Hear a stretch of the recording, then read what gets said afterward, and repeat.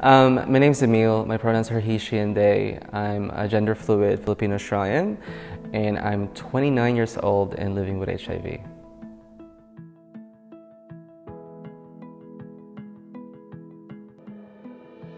Well, it was the guy who I contracted the HIV from, because we were dating each other at that time, and he actually called me on New Year's Day because he found out that he was diagnosed with HIV.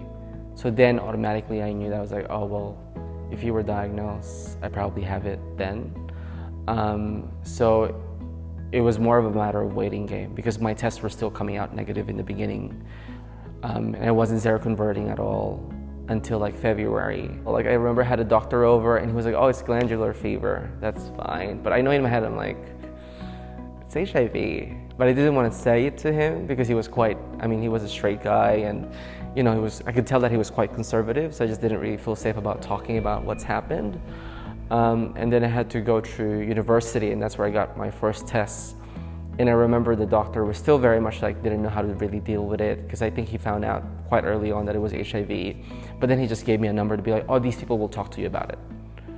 And then when so it was basically the HIV public health team that tried to talk to me, but then it was like I wasn't really engaging. It was like, one, I didn't really know these people, and two, I was just kind of like, cool, I know it now, I'll just deal with it when I have the time to deal with it. But for me, it was like such sloppily handled that I'm like, I don't really feel like this is the diagnosis. So I actually went to a peer testing clinic called Rapid that's run by Queensland Positive people in Queensland, and that's where I got tested for those rapid tests, and you get your results in like 20 minutes. I think here there's Pronto for Thornton Harbour Health.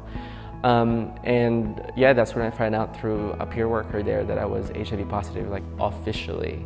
For me, that's where it's kind of like, okay, this is my diagnosis. Yeah.